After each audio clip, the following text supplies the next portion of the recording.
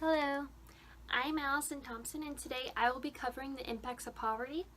And my outline for my presentation will be first talking about the history. We will next talk about the current research, and then evidence-based strategies. We will then play a short video on economic hardship. I will then list how to reduce the impacts of poverty, and I will leave you with just a few questions. So first, starting off with the history. A family and their child know they are experiencing poverty when they are unable to achieve a minimum decent standard of living that allows them to participate fully in a mainstream society. The poverty measure was first established in the 1960s. They figured out the cost by researching how families spent about 1/3 of their income on food and multiplying the food cost by 3, which was how the official poverty level was defined. Today, we find the current federal poverty measure by being about 29% of the median household income, whereas in the 1960s it was about 50%. Research shows single parents, parents with only a high school degree, immigrant parents, and minorities all have a greater risk for living in poverty. Only 27% of workers in the U.S. have a college degree, which makes it harder for parents without a degree to find a decent paying job. Next, we're going to talk about some current research. Many factors contribute to family poverty, which includes unemployment, family stress, and parenting. Each factor has a drastic effect on the child and the family. The 3 major impacts are hardship and stress, isolation and exclusion, and long-term impacts as adults. Living in poverty puts severe strains on spouse relationships, feeling of depression, controls of child behavior, inconsistency, and displays of aggression and hostility.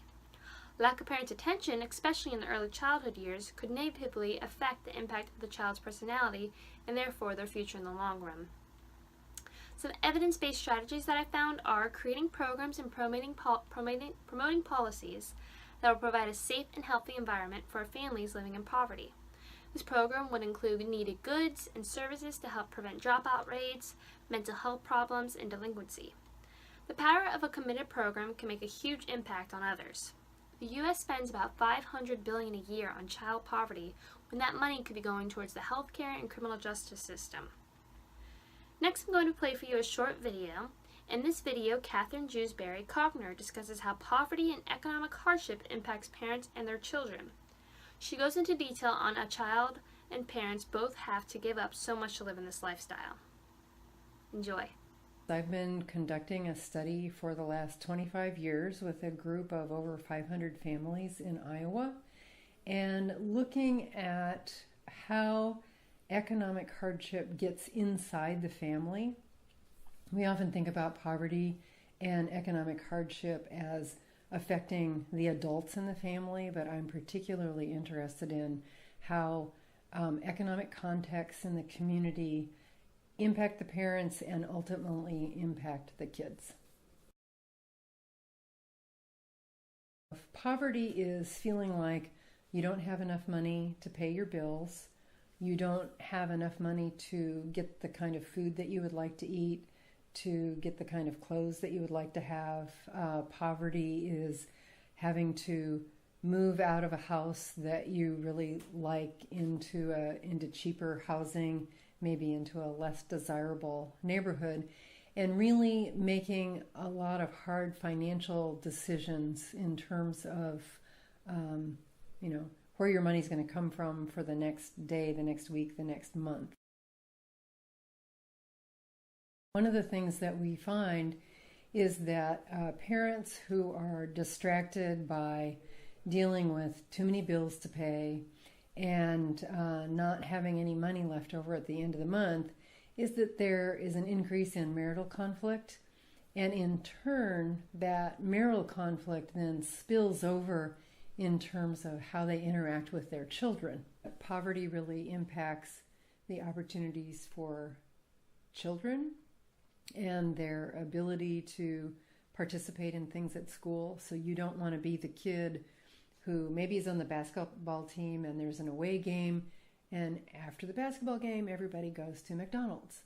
Well, you could maybe go to the basketball game, but you have no money to go to McDonald's. So there's kind of that factor in terms of opportunities that you decide to give up because your family just doesn't have any money that they can spare to do those kind of typical activities.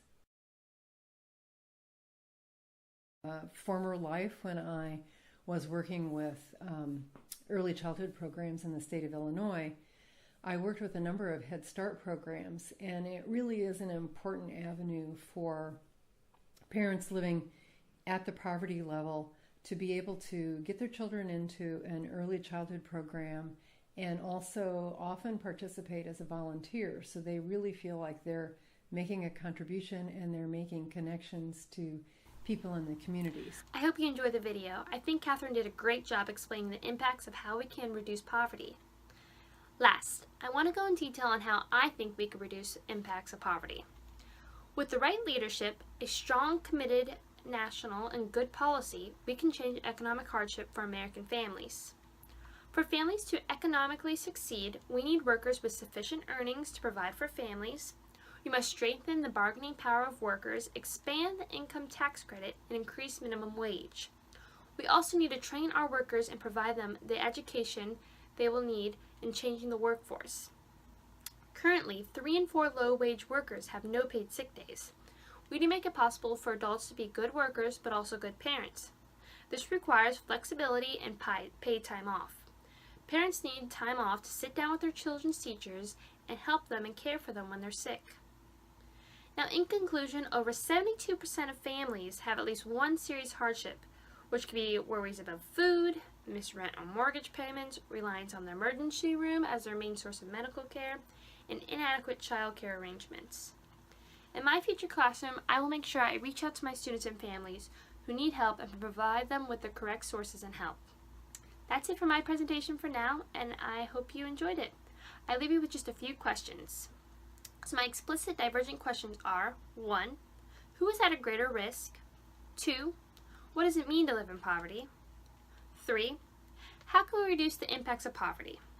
And then in my discussion post questions are: 1. On a scale of 1 to 10, how would you rate my presentation and why? 2. If anything, what would you suggest I do different? And 3. How organized was the information presented? Thanks again, guys. I hope you enjoyed and learned something about the impacts of poverty. Bye.